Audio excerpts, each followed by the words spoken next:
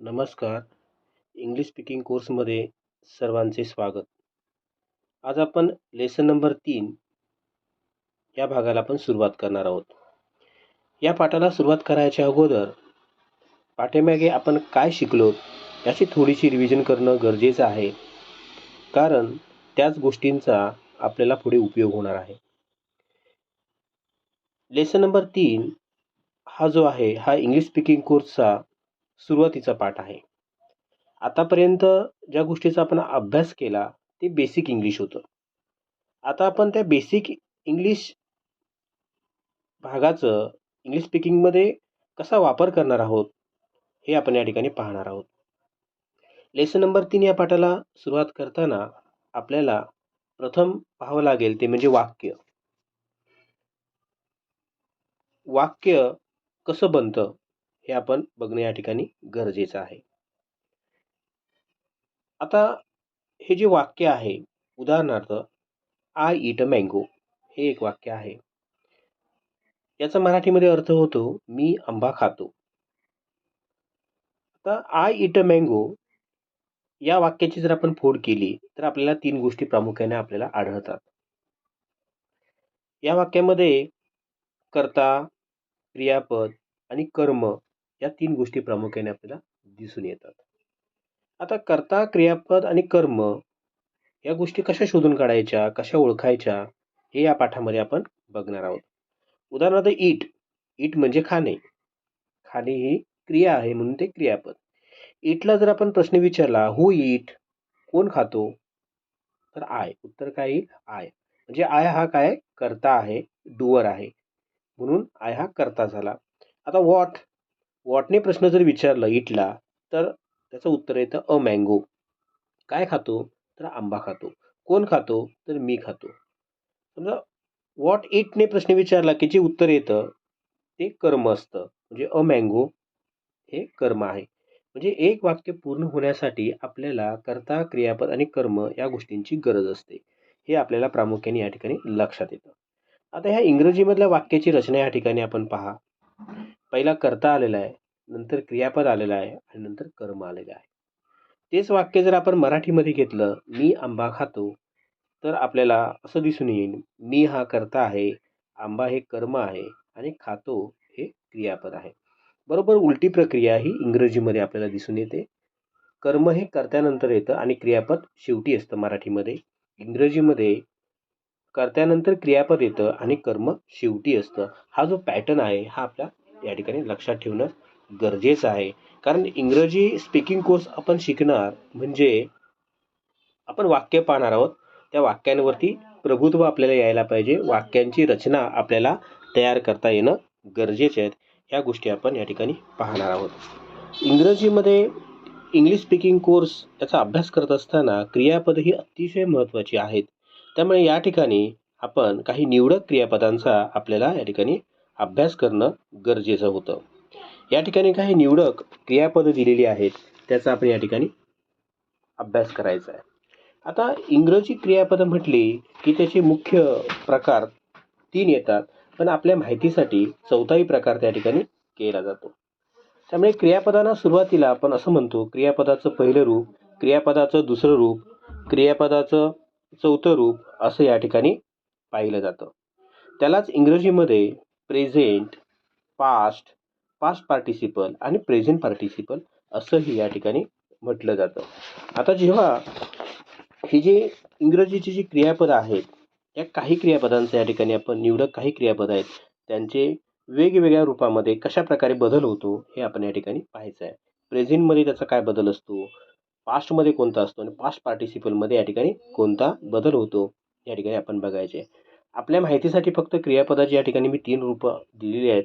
चौथं रूप आपण क्रियापदाला आयएनजी प्रत्यय लागतं असं आपण या ठिकाणी लक्षात ठेवायचं आहे. या ठिकाणी महत्त्वाचं आहे. आता बघा सुरुवातीला प्ले हे पहिलं क्रियापद आहे. प्ले म्हणजे खेळणे. त्याचं दुसरं रूप येतं प्लेड, तिसरं रूप येतं प्लेड. दुसरं क्रियापद आहे आस्क, टू आस्क. आस्क म्हणजे विचारणे. आस्क्ड म्हणजे तिसरं रूप आहे आस्क्ड. असं त्याची 3 रूपं आहेत. तिसरं क्रियापद आहे ट्राय, ट्राईड, ट्राईड. नंतर टेल, टोल्ड, टोल्ड. अशी ही क्रियापद आहेत. ह्या 30 क्रियापदांवर जरा लक्ष तुम्ही ठेवा, जेणेकरून तुमच्या लक्षात येतील की ह्या क्रियापदामध्ये कोणकोणत्या प्रकारचे बदल होतात. ही गोष्ट प्रामुख्याने तुमच्या या ठिकाणी लक्षात येईल. आता ही जेव्हा 30 क्रियापदं आपली पाहून झालीत, पाठ करून झालीत, की अशी पण काही क्रियापद आहेत की त्याचे पहिले, दुसरे आणि तिसरे रूप वेगवेगळं येतं. उदाहरणार्थ या ठिकाणी बघा, राईट आहे. राईट म्हणजे लिहिणे. दुसरं रूप आहे रोट. तिसरं आहे रिटन. म्हणजे अशी सुद्धा क्रियापदं असतात की ज्याचं पहिलं, दुसरं आणि तिसरं तिन्ही रूपं वेगवेगळी असतात. दुसरं रूप आहे बघा गो. दुसरं रूप आहे त्याचं आहे वेंट. तिसरं रूप आहे गॉन. तिसरं क्रियापद आहे स्पीक. स्पीक म्हणजे बोलणे. त्यानंतर स्पोक, स्पोकन, अशी काही क्रियापदं वेगवेगळ्या रूपामधली असणारी क्रियापदं असतात. हे या ठिकाणी आपण पाहिलं पाहिजे.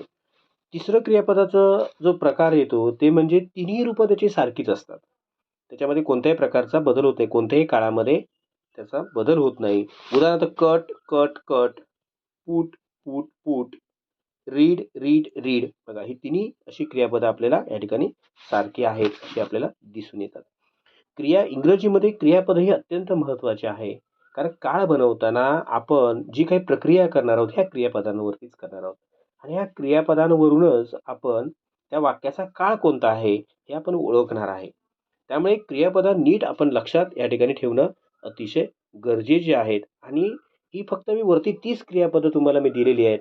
ही 30 म्हणजे आपल्याला पुरेशी नाही आहेत. तर तुम्ही अशा प्रकारची जी मूळ क्रियापदं आहेत ही तुम्ही शोधून काढून त्यांची कोणकोणती रूपं होतात हे आपण लक्षात ठेवणं या ठिकाणी गरजेचं आहे. तरच आपल्याला पुढे सोपं जाणार आहे. पुढे जेव्हा आपण वाक्य करणार आहोत त्यावेळी वेगवेगळ्या प्रकारची शब्द येतच जाणार आहेत. पण त्याचे क्रियापदाची जी रूपं आहेत पहिलं, दुसरं, तिसरं आणि चौथं हे मात्र तुम्ही लक्षात ठेवणं गरजेचं आहे. तरच या ठिकाणी आपल्याला उपयोग होणार आहे. आणि वाक्य तयार करत असताना मागे जे आपण शिकलेलो आहे टू बीची रूपं ही सुद्धा आपल्याला पुढे काळामध्ये उपयोगी होणार आहेत. त्यामुळे ती सुद्धा विसरून आपल्याला चालणार नाहीत. ती सुद्धा आपण त्या ठिकाणी लक्षात या ठिकाणी ठेवलं पाहिजे. आता ह्या क्रियापदांचं 3 रूपं आपण पाहिल्यानंतर आपण जे वाक्य तयार करणार आहोत. आता उदाहरणार्थ मी मगाशी वरती वाक्य घेतलं, आय ईट अ मँगो. अशा प्रकारची जी वाक्य आपण करणार आहोत, अशा प्रकारच्या वाक्यांचे प्रकार हे मुख्य 4 आहेत. हे आपण लक्षात ठेवणे या ठिकाणी गरजेचं आहे. पहिला वाक्याचा जो प्रकार येतो ते म्हणजे विधानार्थी वाक्य. त्याला इंग्रजीमध्ये असर्टिव्ह सेंटेन्स असं म्हटलं जातं. दुसरा जो प्रकार आहे प्रश्नार्थी वाक्य. त्याला इंट्रॉगेटिव्ह सेंटेन्सेस असं म्हटलं जातं. तिसरा प्रकार आहे आज्ञार्थी वाक्य. त्याला इम्परेटिव्ह सेंटेन्सेस असं म्हटलं जातं. आणि चौथा प्रकार आहे उद्गारवाचक वाक्य म्हणजे एक्सक्लेमेटरी सेंटेन्सेस असं याला म्हटलं जातं. हे वाक्याचे 4 प्रकार आपल्याला जेव्हा येतात त्यावेळी इंग्रजीवर आपलं पूर्णपणे प्रभुत्व येतं. आता या पाठामध्ये मी तुम्हाला विधानार्थी वाक्य म्हणजे काय, प्रश्नार्थी वाक्य म्हणजे काय, आज्ञार्थी वाक्य म्हणजे काय, उद्गारवाचक वाक्य म्हणजे काय आणि ती कशी वाक्य ओळखायची याची मी बेसिक तुम्हाला मी माहिती देणार आहे. यानंतर पुढच्या पाठापासून आपण या वाक्यांचा प्रत्यक्षात उपयोग करून वाक्य आपण तयार करणार आहोत. हे काळजीपूर्वक या ठिकाणी लक्षात घ्या. आता हा आपला इंग्लिश स्पीकिंग कोर्स वेगाने आजपासून चालू होणार आहे. त्यामुळे तुम्ही ह्या गोष्टीमध्ये मात्र लक्षात ठेवा आणि पाठीमागे झालेली जी काही क्रियापदं आहेत, पर्सनल प्रोनाउन्स आहेत, याचे नोट्स काढून तुम्ही तुमच्या वहीमध्ये लिहून ठेवा. जेणेकरून तुमचा पुढे वाक्य बनवताना गोंधळ होणार नाही हे तुम्ही लक्षात ठेवा. पहिलं वाक्य येतं विधानार्थी वाक्य. विधानार्थी वाक्य म्हणजे एक विधान असतं. या वाक्याची सुरुवात कर्त्याने किंवा सर्वनामाने होऊन वाक्याच्या शेवटी पूर्णविराम असतो. म्हणजे साधं वाक्य स्टेटमेंट असते. कर्त्याने किंवा क्रियापदाने वाक्याच्या शेवटी पूर्णविराम असतो. हे वाक्य नकारार्थीही असू शकतं. लक्षात घ्या. हे तुम्ही लक्षात ठेवा. विधानार्थी वाक्य उदाहरणार्थ आय ईट अ मँगो. मी आंबा खातो. किंवा I do not eat a mango. मी आंबा खात नाही. अशा प्रकारचं वाक्य एक स्टेटमेंट असतं. त्याला विधानार्थी वाक्य असं म्हणतो. दुसरा जो प्रकार येतो तो म्हणजे प्रश्नार्थक वाक्य. हे वाक्य कसं ओळखायची? या वाक्याची सुरुवात WH सारख्या प्रश्नाने होते किंवा सहाय्यकारी क्रियापदाने होते. उदाहरणार्थ am, is, are, was, were जी सहाय्यकारी क्रियापद ऑलरेडी दिलेली आहेत ती. त्या क्रियापदाने होऊन वाक्याच्या शेवटी प्रश्नचिन्ह असतं. अशा वाक्याला आपण प्रश्नार्थक वाक्य असं म्हणतो. नीट लक्षात ठेवा प्रश्नार्थक वाक्य म्हणजे काय. तिसरं वाक्य जे येतं, आता प्रश्नार्थक वाक्याचं उदाहरणार्थ पाहूया. What is your name. WH शब्दाने सुरुवात झाली. Do you eat mango. तू आंबा खातो का. आता डू हे सहाय्यकारी क्रियापद झालं. Do you eat mango. तू आंबा खातोस का. R you student.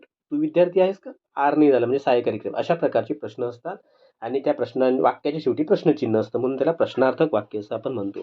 तिसरा जो प्रकार आहे तो म्हणजे आज्ञार्थी वाक्य. त्याला इम्परेटिव्ह सेंटेन्सेस असं म्हटलं जातं. आज्ञार्थी वाक्य असं म्हणतात. आता हे वाक्य ओळखायचं कसं.